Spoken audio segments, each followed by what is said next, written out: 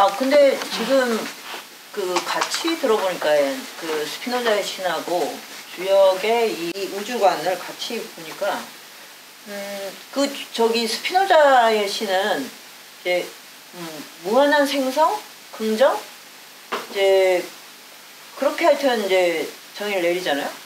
근데 이제 주역도 이제 생생지위역, 그러니까 생을 굉장히 이제 무한한 생성. 네. 그리고 아까 이제 그 인과 법칙만 있고 목적론은 없다.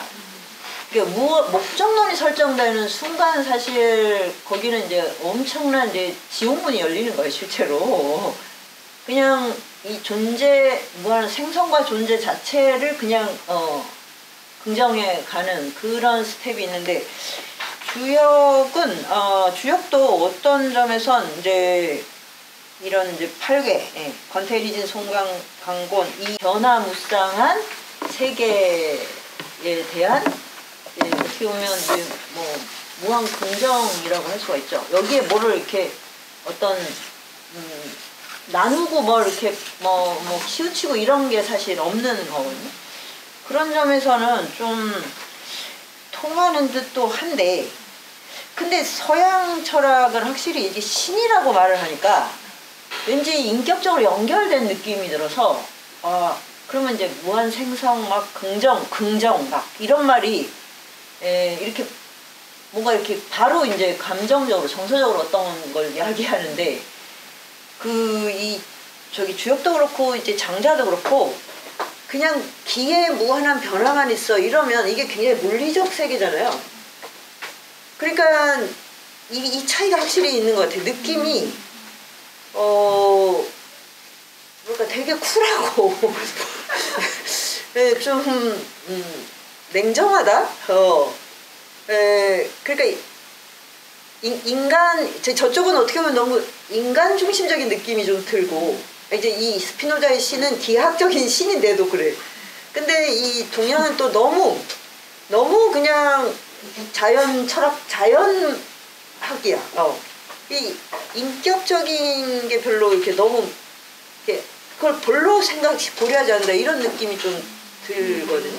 근데 이제 거기서 그 거기에서 자연의 어떤 이치나 자연의 변화, 순환 이런 것에서 이제 인간이 어떻게 살아야 될 건가 윤리를 도출하니까. 아니 윤리는 나오는데 하여튼 이제 이게 그러니까 정서적으로 이렇게 그냥 이 천지의 변화만 있는 것 같은 생각이 들고, 저쪽은 뭔가 신이 인간처럼 뭘 하고 있는 느낌이 또 약간 들어요.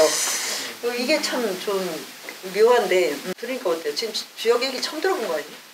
예. 태어나서 처음 들어봤죠? 예, 처음 들었습니다. 전혀 모르는데. 근데 서양 철학만 하시는 분이야. 이걸 어떻게 뽑는지 어떻게 하는 거예요? 구체적으로. 저러시는 거? 그거는 좀 본인이 뽑는 겁니까? 예, 본인이 뽑는 거죠. 그게 점집에 가면 막 그 사람이 뿌리잖아요. 근데 이제 그거는 깃발 뽑고 이러는 거 말이야. 진짜 정말 저렇게 생각을 한다니까, 주역을.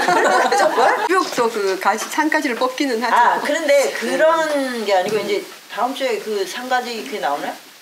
그거 그냥 잠깐 얘기를 해줄. 주역 배우고 그 산가지 뽑는 거를 배울 때가 나는 가장 경이로웠어. 그래서 주역에 대한 무한한 리스펙, 그리고 절대 난 저 마치겠다고 결심을 했어. 이건 거의 완전히 종교적 제의야. 그거 거의 새벽 정식으로 하면 시간이 한 몇 시간 걸리죠? 6개 준비 단계까지 다 하려면 6개 뽑는데 거기에 1년 4계절과 이 봄, 여름, 가을, 겨울 음양오행이 다 지나가. 천지인이 있고 그다음에 사계절이 있고 다 거기에 그거를 내가 이제 이제 질문이 있어야 되잖아요. 네, 질문. 이 질문의 간절함. 그거를 어떻게 알지? 이거는 양자적 진동으로밖에 알 수가 없어요. 그래서 정말 양자역 학적입니다. 어떤 사람이 어떤 태도를 하느냐에 따라 이 점수는 달라질 수밖에 없어요. 네. 그러니까 똑같은 질문을 그냥 하면 똑같이 나오는 게 절대로 불가능해요. 근데 그게 거의 몇 시간 걸리는데 막 새벽에 정식으로 하면 목욕제기 하고 그리고 그걸 질문을 해야 되는 거예요. 그러니까 그런 만한 질문이 생길 때 하는 거지. 그 공동체의 운명 뭐 이런 거죠. 사실 대부분 다 도끼 씨가 했던 거. 그러니까 그거를 딱 보는 순간 주역에 대한 정말 이거는 무한한 존경심이 생겨요. 그러나 이건 내가 2번을 하고 싶지 않다. 너무 오래 걸려. 그거를 하는 동안 이 마음을 견질해야 되잖아. 얼마나 간절해야 돼? 근데 그런 질문이 혼자 사실 하는 겁니까? 이거 혼자 하죠. 과정을 혼자 하는 겁니까? 혼자 하죠. 혼자 하는데 이게 이제 산까지 50개의 그 막대기를 가지고 하는데 이걸 뭐 나누고 뭐 손가락에 꽂고 뭐 하는 과정들이 있는데 잠깐 딴 생각을 하면 내가 지금 어느 과정을 하고 있는지를 또 놓치는 거예요. 그러니까 이제 집중을 해야 되고 집중을 해야 되고 이제 막 가지가 떨어지고 막 그래서 막 연애를 하면 될까요? 이딴 거 중간에 사람이 바뀌어. 얘에 대해서 몰랐더니 딴 사람 된다니까. 그래서 이 점이라는 거를 이 주역의 점은 종교적인 어떤 의식이에요. 의식. 네. 그래서 이제 가미당에서 하는 건 동전으로 요새는 더 간편하게 나왔더라고요. 그냥 이렇게 해가지고 그렇게 묻죠. 그냥 뭐 올해 내 공부가 어느 정도 될까요? 근데 그것도 되게 효과가 있어. 네. 딱 들으면 걔가 지금 처한 상황인데 이렇게 나와요. 아니 옛날에도 동전점이 있었더라고요. 산가지로 치는 점도 있었고 동전점으로도 쳤고 요즘은 더 간편하게 주사위 2개를 가지고 던져서 하나는 상께 하나는 하께 해서 아래 위로 맞춰가지고 이렇게 점을 치기도 하던데. 그러니까 이게 주역도 이 밖에서 보면 이제 굉장히 난해해 보이잖아요. 이걸 처음 보면 난해하잖아. 근데 이게 들어가면 의외로 그냥 부호가 2개밖에 디지털하고 0, 1이 있는 거랑 똑같아요. 그걸로 그냥 변주를 하는데 무한 변주라면 우리가 알 수가 없지. 그냥 그 64개고 하나가 6효, 6개의 효. 여기서 끝이에요. 그러니까 이걸로 이제 천지인의 변화의 모든 스텝을 읽어낼 수 있다. 그런 이제 알고리즘이라 의외로 단순하고 아까도 스피노자도 막 처음엔 이렇게 막 경악을 금치 못했다가 나중에 막 거기 매혹되듯이 주역도 이렇게 여기 초반 입구만 쫙 들어가면 굉장히 매료돼. 그래서 이 가미당에서도 청년들이 이걸 다 외우는 이 384효사를 다 외우는 거를 굉장히 많이 도전을 하고 있어요.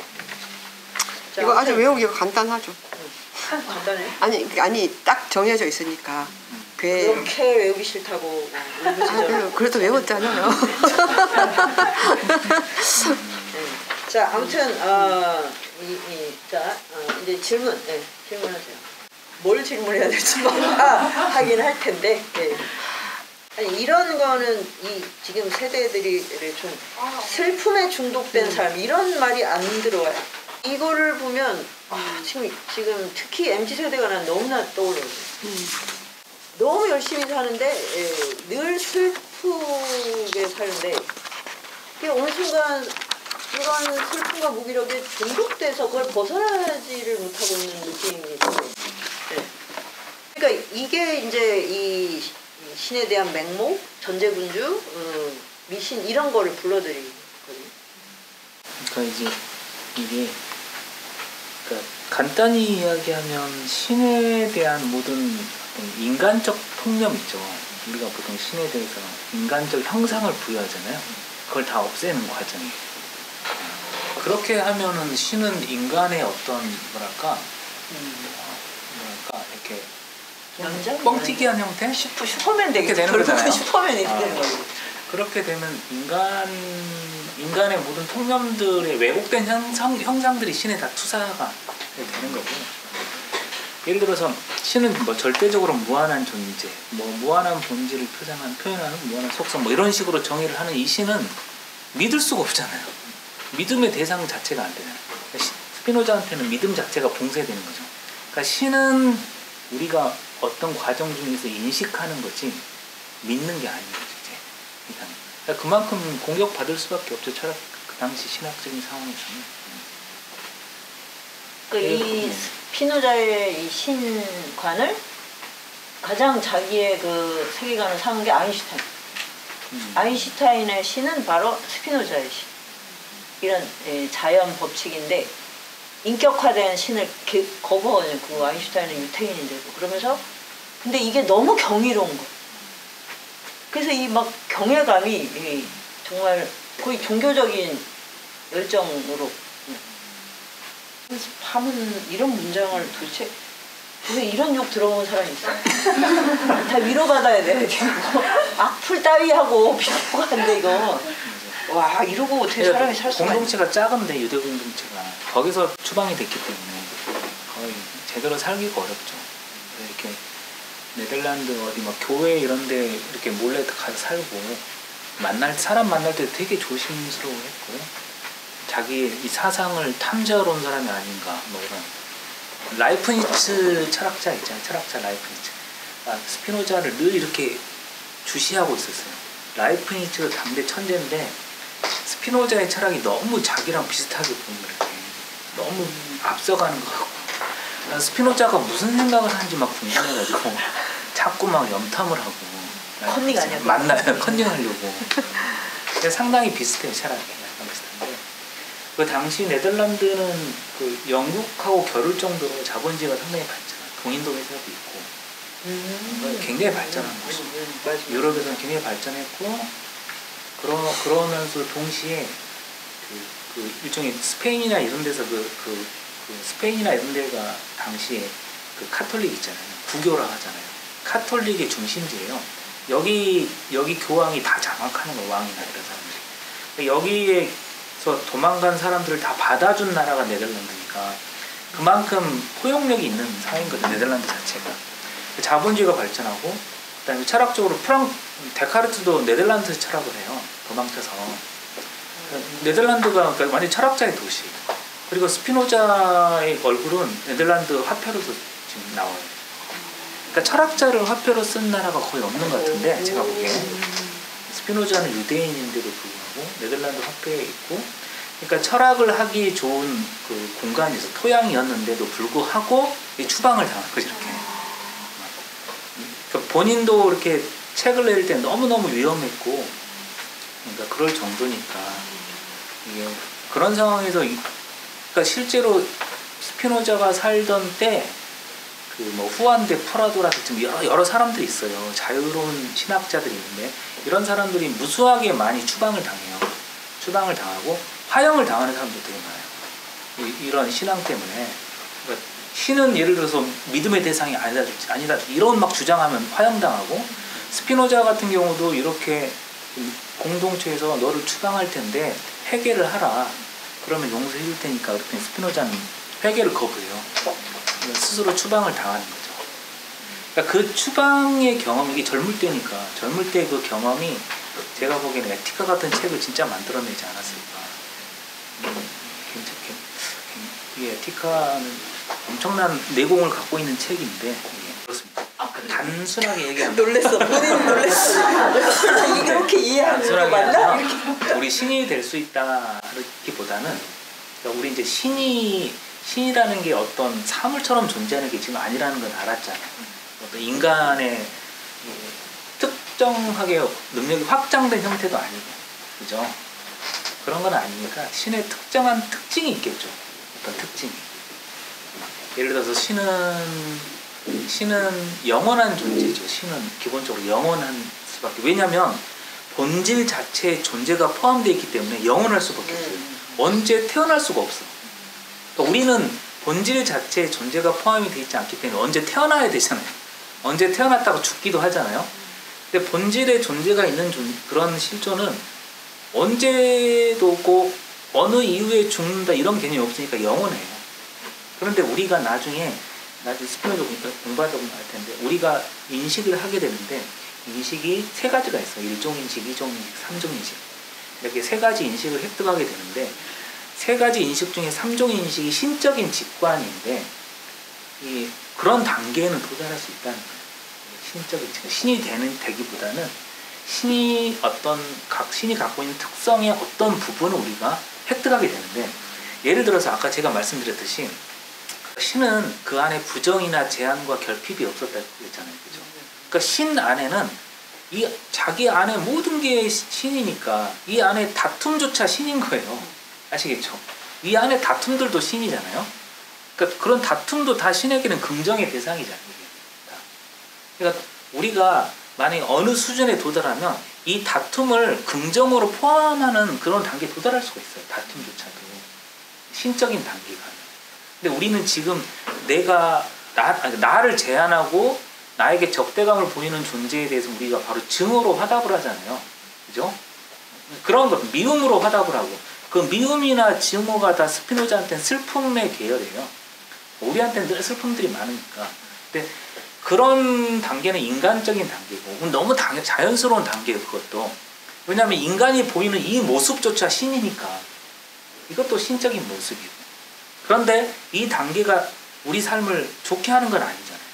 그러니까 내가 맨날 증오 속에 산다면 여러분들 해보시면 알겠지만 증오를 1년 내내 한다는 건 불가능해요. 1년 내내 하면 내가 죽는 거예요. 증오를 1년 내내 한다는 거. 이거 엄청난 능력이 있지 않고는 1년 내내 증오를 할 수가 없어요. 네. 내 에너지를 다 죽이는 거니까. 그러니까 내가 누군가를 증오스럽게 하고 증오하고 누군가가 나를 슬프게 하고 막 슬픔을 서로 계속 준다는 건 우리 삶이 힘들어진다는 뜻이잖아요. 이렇게 사는 건 이것도 신적인 상태인데 이렇게 살기는 힘드니까 다른 단계의 삶이 있다는 거죠. 어떤 스텝을 밟아 나가면 그게 이제 에티카적인 방식이에요. 스피노자만의 어떤 처방이 있어요. 주역의 처방이 있듯이 제가 보기에 스피노자는 다른 철학자와 다른 고유의 처방이 있습니다. 그러니까 그걸 말씀드리려면 다음 주에 여러 가지 단계들이 좀 필요한데 다음 시간에 좀 말씀을 드릴 수 있어요. 네, 다음에 이제 윤리학이 나오고 네. 지금 이거는 이제 자연 법칙으로서의 신이라는 걸 인식을 하고 그럼 거기에 맞춰서 이제 윤리학. 네. 그러니까 그럼 다음 주를 빨리 일단 당겨야 슬픔이나 뭐 결핍 이런 게 없는 거여야 되지 않겠나? 그러니까 아까 이 주역에서는 뭐였죠? 이거 한 가지를 뽑는 이 오랜 과정, 본인이 여기에 집중하는 이런 게 있다면 스피노자한테는 타자와 형성하는 무엇 이게 있는 거예요. 그래서 타자하고 살아야 되니까 내가 타자와 무엇을 형성해야 되는데 이 과정이 먼저 있어야 되고 그리고 나서 타자들과 조화로운 관계를 형성하는 이 과정인데 주역 같은 경우는 내가 한 가지를 통해서 집중하는 과정을 통해서 내 뭔가를 읽어내고 그걸 통해서 타자와 혹은 세상과 조화로운 속으로 들어가는 무엇이 있는 것 같아요. 그죠? 약간 좀 다른 차원인데 그러니까 주역은 내가 놓여있는 세상 속에서 나의 어떤 운명의 어떤 표시들을 읽고 스텝이 내가 어느 스텝에 와 있는가 네. 어떤 상황에 어떤 스텝에 와 있는가 그걸 가지고 접근한다면 스피노자는 그런 개념이 없으니까 천지 만물 속에 내가 무엇 이런 개념이 없으니까 우선 내가 타자하고 지금 너무 슬픈 관계인 거죠. 전쟁을 하고 있고 막 누구는 찢어 죽이고 있고 이러고 있는데 천지 만물이 읽을 틈이 없고 지금 스피노자의 상황에서는 지금 타자와 내가 지금 살아야 되니까 어떻게 하면 내가 살지? 그렇다면 이 관계를 어떻게 형성할 것인가 타자와 이런 게 중요한 거죠. 근데 내가 쉽게 말하면 내가 누군가를 찔러 죽였잖아요. 이게 자연의 법칙을 어긴 게 하나도 없잖아요. 내가 누구를 찔러 죽여도 당연한 거 아닙니까? 찔러 죽이는 것도 자연의 법칙을 어긴 게 아니듯이 내가 그 사람과 사랑의 관계를 맺는 것도 자연의 법칙을 어긴 게 하나도 없죠. 그러니까 똑같은 자연의 법칙 속에 있지만 다른 삶은 살 수 있다는 거죠. 그러니까 다른 말로 하면 똑같은 신이지만 신의 다른 차원 속에 있을 수 있다. 뭐 이런 거죠. 어떨까요? 순서가 천지 사이에 인간이 있으니까 위가 천, 아래가 지, 가운데가 인. 그리고 이제 겹쳐놓는 64회에서는 위에 두 호, 5, 6효가 천, 그다음에 1, 2효가 초효와 2효가 지, 가운데 3, 4효를 인 이렇게 또 구성하고. 예, 그러니까 천인지라고 하면 더 편했을 텐데. 근데 천지라는 천인지 별로 이게 안 되잖아요. 천지를 너무 많이 발음해서 지금. 천인지 이러면 천인지 지인지 이렇게 될 수 있잖아요. 천인지 이런 느낌이 그렇죠. 그러니까 인간이 가운데 서야 천지가 나눠지는 거예요. 그런 의미도 있어요. 만약에 인간이 없으면 위아래가 어떻게 결정이 돼? 이게 되게 중요한 거야. 인간의 인식작용이 이렇게 가운데서 서서 이제 위아래 좌우 동서남북 이렇게 정하는 거야. 그러니까 순간 이제 우리가 생각하는 이 공간이 탄생하는 거야. 그게 없을 때는 전후좌우가 있을 수가 없지. 그 우주 한가운데 막 요즘 막 제임스 웹으로 찍는 거 거기에 어디 저기 동서남북이 어디 있겠어. 거기 사람이 서야 돼. 네, 그 방향은 정의 내릴 수가 없어요. 철학적으로도. 왼쪽 오른쪽도 정의를 못 내려요. 그 사람이 거기 어딘가에 섰을 때 서서 이게 방향이 생기고 아래위가 생기고. 이렇게 그래서 인간 인식에 의해서 공간이 탄생하는 거예요. 그리고 시간이 계속 뭐 이렇게 하늘과 땅이 막 돌고 있잖아요. 돌고 있는데 인간이 그거를 관찰을 해가지고 여기서부터 자르자. 봄, 여름 이렇게 해야 돼. 24절기 이제 한로, 여기 상각 이렇게 잘라놔야. 이건 인간이 만들어낸 시공간이에요. 어디 이 천지 어디 그 표시가 어딨어? 표시가 없는. 그리고 뭐 2022년, 2023년도 우리가 만들어 놓은 거죠. 그러니까 인간의 인식이 이 우주를 탄생해내는 거예요. 탄생해 놓고 거기에 종속이 되는 거지. 그러니까 그래서 괴로움을 겪는 거야. 이게 신도 인간이 고귀하게 되고 싶어서 만들어 놓고서 그 다음에 이제 신 앞에 복종을 하느라고 이제 너무너무 괴롭고 전쟁을 하고 이거를 자각을 하는 게 중요해요. 예를 들어서 쉽게 이야기를 해보면 이렇게 생각할 수 있습니다. 우리가 저 바퀴벌레 너무 징그러워 뭐 이렇게 하잖아요. 그죠? 저 바퀴벌레 없었으면 좋겠어. 그런데 같은 바퀴벌레한테는 굉장히 예쁜 대상일 거 아니에요. 너무 예쁜 바퀴벌레. 저 옆집 바퀴벌레가 너무 예쁘더라 뭐 이렇게 할 수도 있지만 우리는 내 집에선 사라져버려 막 저 옆집으로 가란 말이야 이렇게 되잖아요. 그러니까 이때 이 대상을 우리가 부정하고 있잖아요. 이 부정은 철저히 인간적인 거죠. 그죠?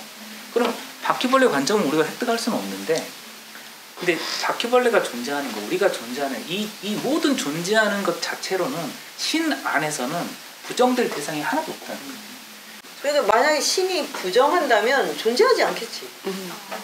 네, 그렇지 않나요? 존재를 해놓고 부정한다. 그러니까 이제 스피노자가 보면 신이 왜 인간을 창조해놓고 이렇게 벌을 줄까?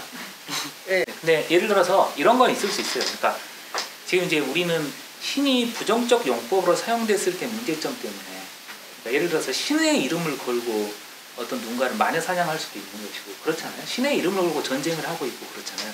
그러니까 이 문제를 해소하기 위해서는 신을 다시 정의할 필요가 있고 아니면 동시에 신이 곧 자연이니까 자연을 어떻게 바라볼지 목적론이나 자유지라는 개념을 제거하고 어떻게 바라볼 수 있는가 이런 걸 사유할 수 있는 거고 다른 측면에서 예를 들어서 우리가 세상에 너무 큰 범죄가 일어났을 때 도저히 인간의 이름으로 말할 수 없을 때 이건 뭐 신의 저주인가 봐 이렇게 표현할 때는 신이 직접 우리에게 저주를 내렸다는 뜻이 아니라 우리는 이것이 인간이 감당할 수 없는 너무 큰 무엇 그런 어떤 큰 그런 의미로 부여할 수는 있어요. 그죠?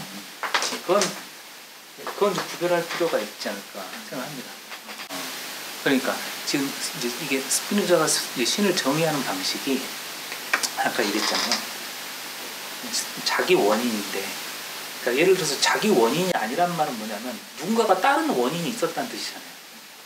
나를 낳아준 누군가가 부모님이 계시니까 내가 존재하는 건데 그러니까 내 실존의 원인은 바깥에 있죠. 그죠? 내 실존의 원인. 근데 신이 실존의 원인이 바깥에 있으면 신이 아니겠죠. 그죠? 그렇잖아요. 신의 원인은 자기 자신이어야 될 텐데 그죠? 그걸 정의하는 방식이 본질이 존재를 포함한다 이런 정의예요. 이렇게 그러니까 본질 자체의 존재가 있어서 그냥 존재하는 거지. 그러니까 본질 자체의 존재가 있기 때문에 이건 존재가 언제 시작했다 언제 끝났다 이런 말 할 수가 없어요. 왜냐하면 본질이 계속되는 한 아니, 정의상으로. 그런데 이제 우주에는 시작이 있지 않나요? 맞아요. 맞는데 우주의 시작이 있었고 예를 들어 우주가 끝났어요. 이 우주가 끝났다고 쳐요. 폭발을 해서 끝난 것도 그냥 신의 세계인 거예요. 스피노자한테는. 그러니까 우리는 다 죽고 없어져서 우주가 이렇게 찌그러졌어도 그것도 신의 세계인 거예요. 이해 가시죠? 우주가 탄생되기 그 이전에 아무것도 없어도 그것도 신의 세계예요. 그냥 스피노자한테 지금 변하는 이 모든 게 다 신이라고 보는 거예요. 그럼 이해가 됐을까요? 아 근데 왜 신이라 굳이 이름을 붙이냐 이거 같은데 나는 그게 스피노자가 아니 유럽 이 서양 지성은 그러니까 신이 모든 모든 인식의 뭐라고 할까 중심 그리고 여기 이제 계속 신 때문에 이렇게 쫓겨나고 그래서 나는 뭐 의도했든 안 했든 신이라는 이름을 계속 쓰는 거 있지 않나 이런 이제 생각이 들었거든요. 그러니까 왜냐면 모든 사람들이 이 자연의 뭐 거룩함 뭐 이런 걸 다 신이라고 말하고 있으니까. 그러니까 그래 신이라고 하자 이제 기호적으로 만약에 그냥 자연 만물의 법칙 뭐 이렇게 했으면 그냥 과학자로 뭐 치부되거나 이랬을 텐데 이 사람은 이제 신 때문에 쫓겨나기도 하고 이 신에 대한 문제가 정말 문제야 서양인들한테는. 그래서 신이라는 이 언어를 쓴 게 아닐까? 그 사람들한테는 그걸 써야 오히려 이해가 되죠. 이해가 되고 또 화를 불러일으키죠. 네, 그걸 자극을 하니까. 그런 게 난 깔려있는 느낌이에요. 동양에서는 굳이 이렇게 말할 필요가 없거든요. 네, 그게 좀 담론의 배치가 다른 지점이 있는 것 같아요. 근데 긍정, 부정 막 이런 얘기가 나오니까 그러면서 주역을 이렇게 보니까 여기는 아예 그냥 이분이 없어서 이분법이 아예 없으니까 여기서는 그러니까 하늘과 땅 이렇게 이분법으로 나눠 놓은 게 아니어서 그러니까 약간 좀 이게 뭔가 그런 거에는 차이가 이제 인간사로 들어가면 인간사는 기륭화복이 나눠지기 때문에 그렇죠. 이제 기륭화복의 시비랑 선악 뭐 이런 게 이제 들어가서 거기서 이제 이온화가 되긴 되죠. 와, 정확하게 주역과 에티카로 이렇게 많은 얘기를 할 수 있다니. 놀랍네. 그리고 다 알아들었나 봐. 이게 장난이 아니야. 이걸 어떻게 이해하지? 막 이렇게 생각했는데. 하여튼 인식이 굉장히 많이 확장되고 있습니다. 종잡을 수는 없지만. 그럼 다음 주는 이제 에티카 윤리학으로 가는 거니까 더 구체적인 이제 질문들이 많이 나올 것 같아요. 자, 두 분 선생님 수고하셨어요.